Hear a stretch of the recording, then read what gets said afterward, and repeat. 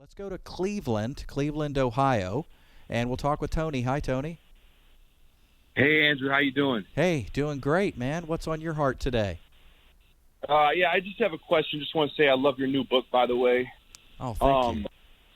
And, so you had a post yesterday on Facebook, and I actually responded to it as well. Yeah.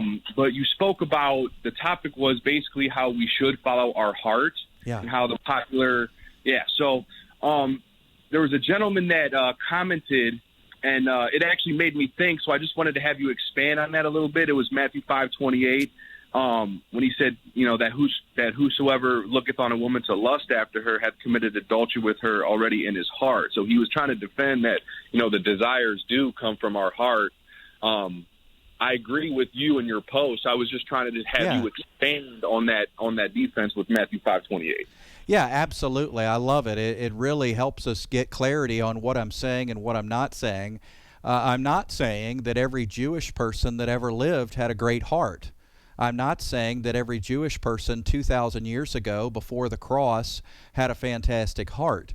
And that was Jesus's audience. Jesus's audience in Matthew 5, let's just review what Matthew 5 says. Cut off your hand, pluck out your eye, be perfect like God. Make sure you get right with your brother before you offer an animal sacrifice. So these are people who need to amputate body parts to fight sin. Clearly, they've got wickedness within them. These are people that, need to get right with their brother before they offer animal sacrifices. Obviously, they're still under the law, the condemnation of the law. They're still offering animal blood to cover their sins. They don't know anything about the blood of Christ yet. So, that example in Matthew 5 is from 2,000 years ago. It's before the cross. It's before the resurrection. It's before the new covenant goes into effect. And it's before we get new hearts as believers. So, don't follow your heart if you're an unbeliever. Follow Jesus to the cross. Be crucified with Christ. Be buried and be raised to newness of life.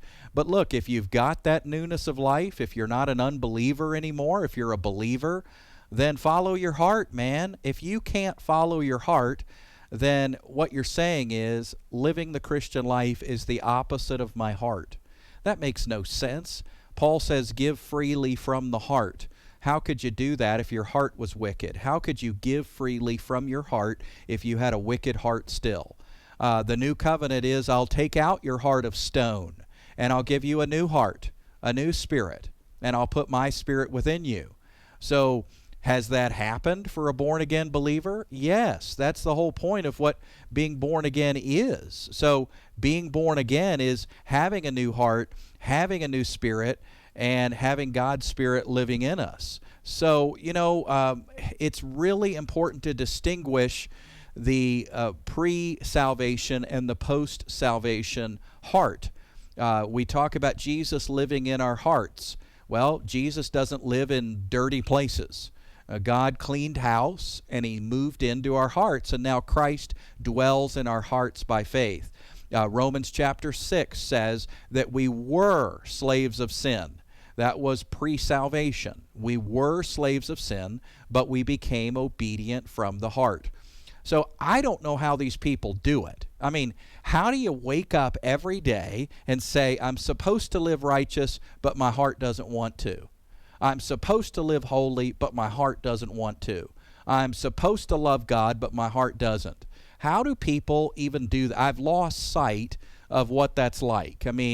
Having learned that I got a new heart, I can say it means the world to me to know that I've got a new heart, an obedient heart. I'm not a slave of sin. I'm a slave of righteousness. I can give from the heart. Paul says the goal of our instruction is love from a pure heart.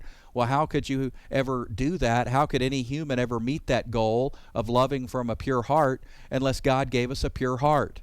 So let's not ignore the new covenant. I will take out your heart of stone. I will give you a new heart. You were slaves of sin, but you became obedient from the heart. So we shouldn't be looking at pre-cross Jewish people to determine what our hearts look like.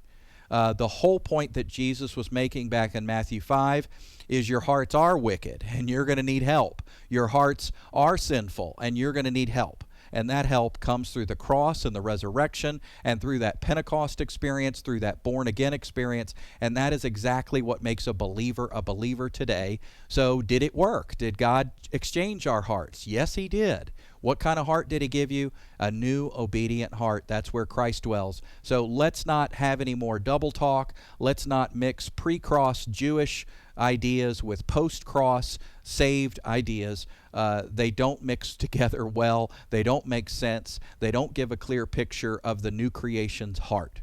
So I hope that's helpful to you, clarifying for you, my friend. Reach out to us again anytime. Great to hear from you.